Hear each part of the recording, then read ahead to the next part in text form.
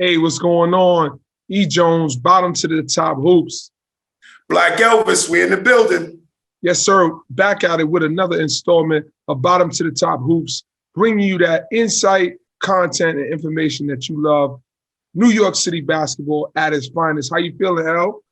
I feel amazing this morning, man. I feel good. Good, man. Good, man. So before we get started, obviously, we want to pay the bills. We want to thank the sponsors. Obviously, T-Mobile holding us down for a very long time. We appreciate them. Make sure you definitely support them for supporting us. Who else we got, El? Big shout out to Montefiore. Yes, sir. Big shout out to the world famous Harlem Wizards. Check them out, harlemwizards.com. Who else we shouting out, El? Shout out to the cast of Decisions. Yes, sir. Yes, sir. Big shout out to everybody. Go ahead. I'm sorry. You keep going, brother. Keep going. And shout out to the Off the Grid podcast. Okay. Mm-hmm. One more. Shout out to the New York Dragons, who had a pretty good, successful weekend this weekend. Come on, give us a quick rundown. Come on now. Yeah, man. So big shout out to We Are One, who hosted a one-day showcase out called the East Coast Showdown out in Camden, New Jersey this weekend, which featured a team from from out the country, as well as the mass rivals. We Are One, who hosted it, New York Lightning, excuse me. A lot of good competition, man. 15, 16, and 17U. Team Thrill from Baltimore was down there. And man, we had a really good weekend. We had our 17U group out there, that being the New York Dragons. And our guys really showed up, man. A lot of sneaker-sponsored teams. We were able to get a big win over We Are One, the host team 17U level. Our guys, man, stepped up big time. Big shout out to Chad Ewert. Big shout out to Ansley Almanar and the Morris brothers, Jamil and Jamal Morris, as well as Dion Ford Wright. We had a big weekend. We won the first game and we wound up losing the second one to the mass rivals by 3. So it was 2-game showcase, went one-on-one. We just started up, gave me a good feeling about the Dragons 17U going forward because we got some good pieces. Good to hear, man. Yes, and it gave me an early look at kind of what everybody has. Lightning 16 and 17U especially look really good this weekend. A lot of talent. Team Thrill 17U took the Lightning down to the wire. They won that game by 2, so it was competitive. So that's what you really look for early on in the AAU season, April, May. You want to play some tune-up events, but you want to get really good competition. And we were fortunate that 75% of the field included shoe teams, so shoe-sponsored teams, which was good for us as a non-sponsor team to be able to know we could compete at that level and know kind of what we're going to do going forward and where we can play at. So that was great, man. It was great. Good. So, Al, on a little bit of a sadder note, we lost a icon in the rap game, hip hop game, I'm gonna say, because he's a true MC. Darkman X, Earl Simmons, better known as DMX, passed away, and it was truly sad, man, because I think he like myself, man, it was the soundtrack for a lot of my pre-game rituals, after game celebrations. He just made timeless music, and he'll be sorely missed, man. So speak a little bit about DMX's impact, what he meant to you in terms of you hearing his music. X-Man was definitely a public figure. Yeah. And he was a man of service. He always looked out for other people. People do not know that about him. You know what I mean? Like X would walk around. If he had a watt in his pocket and he seen a bump, he'd give him the whole watt. Like that's how he was. You know what I mean? The sad part about it, and I don't know if it's real or speculation, they're trying to say that he went to go get a COVID test because he was getting ready to do some traveling. The vaccine. And they're trying to, He went to get a vaccine. Yeah. And they're trying to say he caught a heart attack off the vaccine. My thing is, this is a very serious matter. So I hope people are not putting out false information because, you have on one hand, people trying to get people to take the vaccine. And then, on the other hand, it's almost like, if the media really said it was an overdose and he really died of something else, then that's very wrong. Yeah, man, there's all sorts of things out there. You have misinformation, people saying that he died before he died. There's, conspiracy theory. There's all kind of things. But the truth, one thing is, it will come out. Yeah. And no matter if you try to suppress it or not, it will come out, man. But the big thing is, man, is we are the losers here, and his families are the losers. Yeah. We lost a tremendous artist and a person in Pastor Darren Jaime, who I don't know if you remember from BronxNet. He used to have a show called Perspectives on BronxNet on Channel 68. He talked about DMX always coming through. He was a Westchester. He's originally from the Bronx, but was ministering in Westchester. Also always talk about how X would roll up on him and see, if he needed something for the church or for the kids, because we did a lot of youth ministry, and he would just always, run down on him and give him bread. Like, yo, just take this 100 or take this, do something for the kids, man. And I did hear that he was very much like that. Yeah. And he, he was a real MC. Yeah. Like he had bars for you on demand. Right? He'll jump in a cipher with people who weren't already on already. Yeah. He was relatable. He didn't really have that persona of a superstar, which he was a global superstar. He really was. But just this last thought, I saw something on Hocus 4/5. Hocus is from Castle Hill. He talked about DMX bringing him out on a show and really letting him open up for him. And Hocus, he had a single out, I'm from Castle Hill, I'm from Soundview. And X really sang his song on a national stage and put him on that platform. And he just kind of talked about how that was special to him. So big shout out to DMX, man. May he rest in peace. Thank you. Rest in peace. Yeah. Rest in peace, the dog, man. Shout out to my man Danny too. Because every time I seen D, for the most part, Danny was in the area. You know what I mean? Yeah. So shout out to him, man. I actually just seen DMX maybe right before the COVID on 143rd between Lenox and 7th with Danny. That's where my cousin be. He was out there chilling. Wow. And I just saw Drag On posted something, man. He was broken, bro. Yeah, he has to be. It was so sad that, how somebody else's pain affects you, and you could just see how emotional he was and what it meant to him. It came across in the post. He couldn't keep himself together, man. He just talked about like X was the reason, like put him on. You know what I mean? It was almost like he was the baby X. You know what I'm saying? It's coming with that energy. You know how Drag. I remember Drag used to be in Bronxdale just spitting on whenever. Yeah. Pastor Raw would be like, yo, this is my little man. And he'll just go. Yeah. Until he got on. And then we saw, all of the great things that he did. So,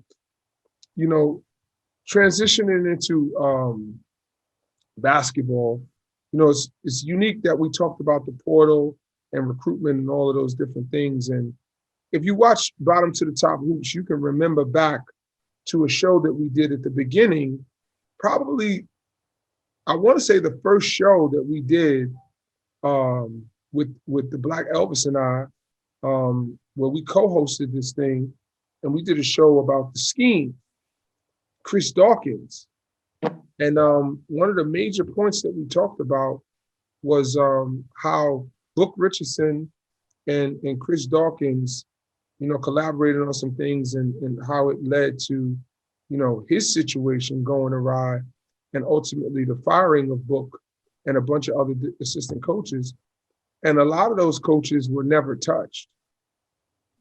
So this past week, you know, the University of Arizona, maybe 2 years later, has decided that they wanted to fire Coach Sean Miller. And ironically, his brother, Archie Miller, who was not implicated, you know, but, you know, birds of a feather, was fired from the University of Indiana this year as well. So we're going to dive a little deeper, but initial reaction, Al, when you hear about Sean Miller and University of Arizona choosing to make that decision? First thing that comes to my mind is almost about time. Okay. Everyone else was penalized. Well, the assistants were, right? Because Bruce Pearl was not penalized and Chuck Person was. The assistant coach from the University of Oklahoma, well, Oklahoma State University, Lamont Evans, Book Richardson, and the LSU coach was on tape, literally saying everything but what was going on. And, you know, what touched hasn't been touched. It almost feels like, you know, and I'm not, you know, this is one of those controversy ones. I think I could go in a little bit. You know, it's almost like when you look at college basketball and then you've seen how they dealt with those coaches, it almost feels like the judicial system. It feels racial is what it feels. I'll say what it really like I said, the judicial system. Okay. You understand? Read between the lines. Don't let that go over your head. Yeah, you understand? Gotcha. So yep. You have to look at the reality. If it's black, we can't. Oh, let's try to protect these guys. Let's try to look out for them. You know, and it's like spinning. It's getting old. And I love the fact I co-sign our kids going to college and educating themselves. But I'm not mad at the NBA for the move they're trying to pull off right now. Because they're looking at everybody try to benefit from the kids. But at the end of the day, the kids are trying to get to the NBA. So the NBA is looking at it like, okay, you know what? They're trying to create something steady now, something that can be ongoing for student athletes. I think like, I'm not going to jump out so quick to give the NBA kudos because I feel like those major entities are all working in cahoots together, right? So this conversation that you and I are not privy to, that is classified information. I think the NBA's move was reactive. Because when you look back on guys like Emmanuel Mudiay, who went to China, and Terrence Ferguson, who went to Australia, followed up by R.J. Hampton, and then most recently, LaMelo Ball. You know, these guys almost took their own route, and the NBA was not included. And they got paid, and they dodged the NBA, and they dodged college basketball, and they created a route for themselves to be able to benefit financially. And then there was loss of revenue domestically, right? So the brand building was done in another country. So they're like, wait a minute, you're not going to be going over there and taking your talents over there and doing whatever, getting citizenship, whatever they're doing. So they're saying, in essence, I'm saying the move was, if college can't benefit and the NBA can't benefit, college might have to take the hit, but we can't lose on two sides. What do we got to do to bring this thing and reel this thing in? So I thought that was the direction of that move, and college just had to take the hit for now. I always feel like there's another move that they're already 5 steps ahead of us, and it comes out and we like, oh man, but they already knew it was happening. Said they're planting a seed. So yeah, be prepared for what else is to come. What about this overtime situation? Like, I really feel that a lot of kids are going to throw themselves completely in the ocean with that. Let me tell you why I say that. If I am giving you $100,000 for the year, then that means I own your image, I own your name, I own everything that is going to be sold because I have to recoup. What happens if one kid has an amazing year and now the NBA wants him? I guarantee you, you're going to have to be bought out of your contract. That's what they're not going to see. Well, I think at that point these kids will have agents, and I think that I don't know how the inner workings are going to be, but what I do know is there does have to be some recouping, and over time, if they're smart, which I believe they are, and they're making this level of investment, they have some attachment, and they have probably some licensing to be able to use going forward. And now over time now starts to produce apparel with these kids' name and likeness going forward. Now they probably still can monetize their own name and likeness with collaboration with the NBA, but over time where the NBA usually is like, no, we're selling this to Nike, we're selling this to Adidas. Over time, it's like we have license as well. And we're going to create something young and cool and dope and hip that's going to combat what you guys are doing. Now let's play ball. Because they got a strong following. Yeah, definitely. And they got a youth movement. So they're figuring these are the kids on the internet. These are the kids who are consuming. They got buying power. They're influencing the parent. So, they're appealing to middle America by getting the influencers, which are the young kids, their peers, to grow up with them. So now you got that next generation of kids growing together, and they're being able to take advantage of them. And truth be told, I don't want to discount anybody and what they do, but for those kids' skills and talents, some people are going to win, some people are going to lose. Yeah. Some people are not going to pan out, and some people are going to literally, just kind of get glanced over, because $100,000, once Uncle Sammy touch it.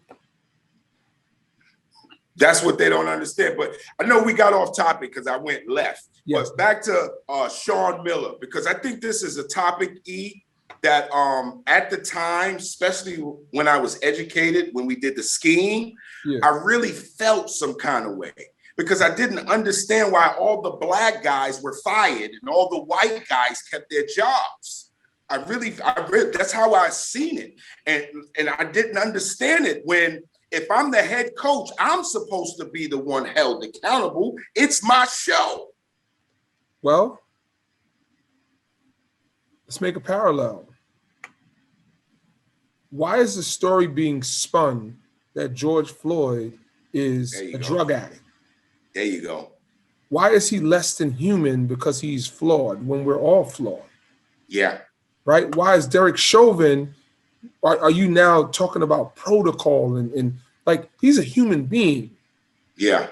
And when you break down a transcript, and I watched the video, and it's almost like you trying to justify this when no human being in their right mind can say, so I think when you make that parallel of the racial undertone in it, I believe that there is some truth to that.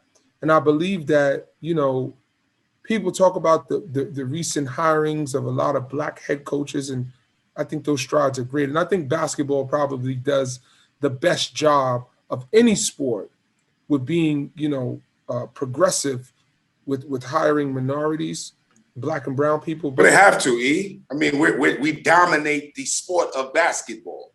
So it's like almost like when it comes to baseball and you look at black and Dominican and Puerto Rican always are going to be put ahead of us because they dominate baseball.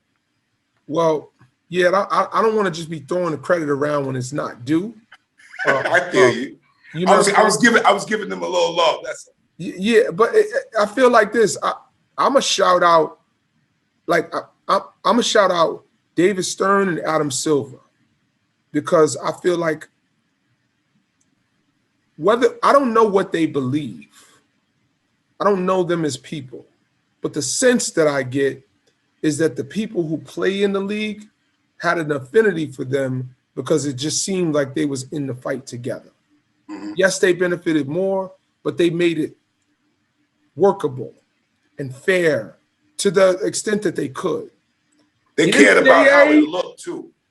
NCAA, not so much, right? Like they was going to get this NCAA tournament off. We're not losing our business. Y'all going to go out and play. I don't care if COVID, whatever.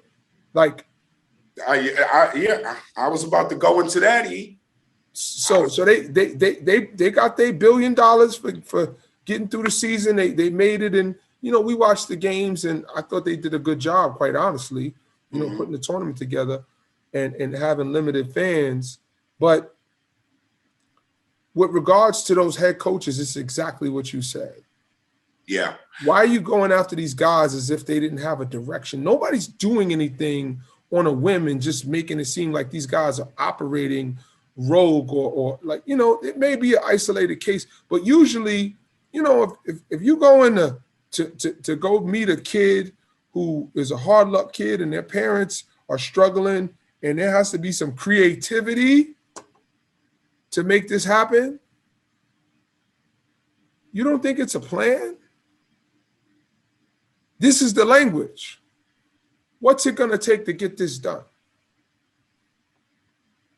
And then the closer is usually the head coach who co-signs the last and final call. That's why that's why the blatant racism, the blatant disrespect, because it's disrespect. Because how many times are you going to smack me in the face and I'm going to say I didn't feel it? Or because that's what they're doing, literally on all levels. Let's look at reality. We know what the judicial system stands for. It's almost being black. We've accepted it. But when you start seeing it systematically through everything, it hurts the heart. Because that's what I felt. So let's bring this full circle and see how we can create a teachable moment from this, because that's what our goal is on the show. First and foremost, understand who you are, where you are, what you stand for, and what you're willing to accept. That's in everything that you do.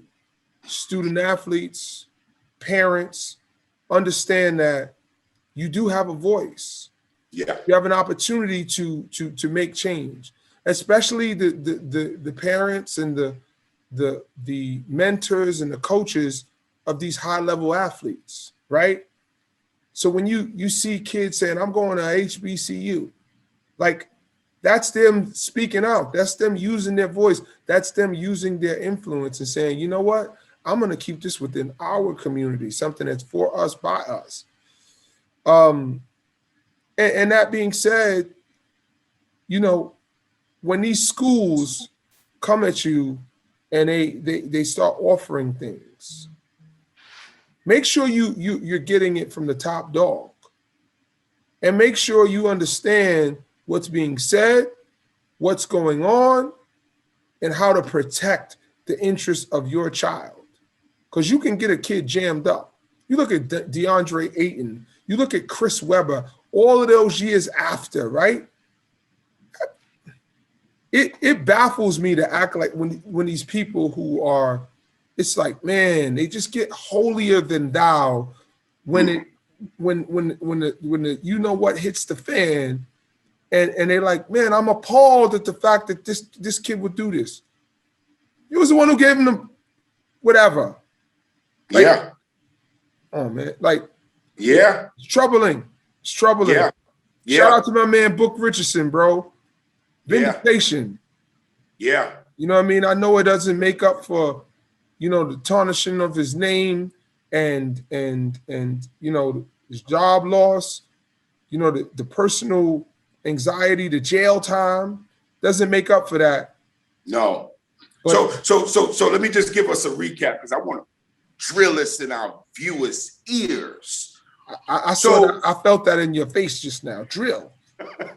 So Sean Miller, who was the head coach at Arizona, was just fired 2 years ago, they were under heavy allegations. All of the assistant coaches, it was LSU, it was Arizona, it was a couple of other schools. Oklahoma State. Louisville. Yeah, it was a lot. So the sad part about that, though, check this out. Yeah. I guess because Pitino might have been caught up in other things. Maybe they because I was very shocked to see, them let Pitino go, but they're like protecting Sean Miller. They're protecting my man from LSU. Yeah, just take a year off, Pitino. You'll be back. We got you. That's what it was, huh? Take a year off. It's too hot right now. Then Elvis, he sued them for defamation of character. Wow. Yo, he sued them for $12 million. Wow. How dare you run my name through the mud like this? I'm Rick Pitino. When you know exactly what I do. Come on. When Adidas give me the money to do what I do. Come on. You understand? But when a kid gets caught taking a chain or taking money, they throw the kid under the bus. So now we would love to see what is the NCAA going to do to some of these coaches, because you see what's going on, you know what's going on, but what it is honestly, for the viewers, it's big business. I'm going to tell you what they're going to do. Snack on the wrist, Sean Miller, you sit down for a while, you mark my words. I'm going to play this interview back. 2 years from now, he'll be back on the sideline. Of course. I think he's got to wait too.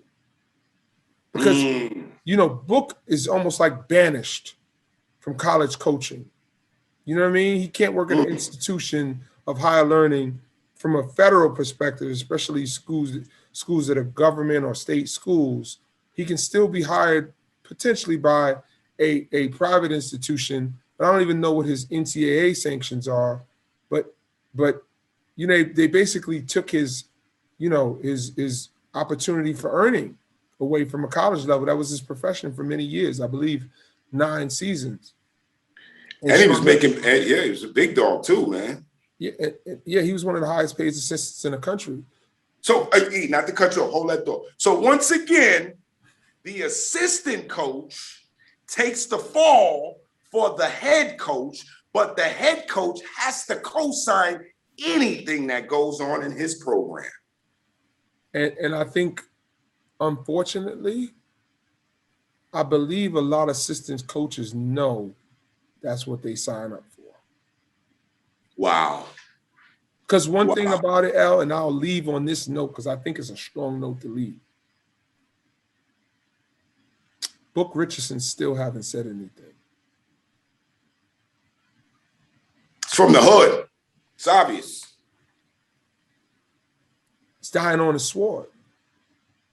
And kudos to him for being a stand-up guy with respect. I wish the NCAA was able to literally say, okay, for the next 4 years, he's probably lost $600,000-700,000 a year, and cut him a check for not saying anything.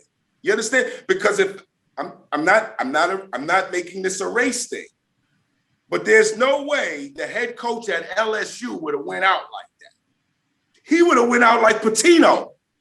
Are you kidding me? I'm suing you. You understand?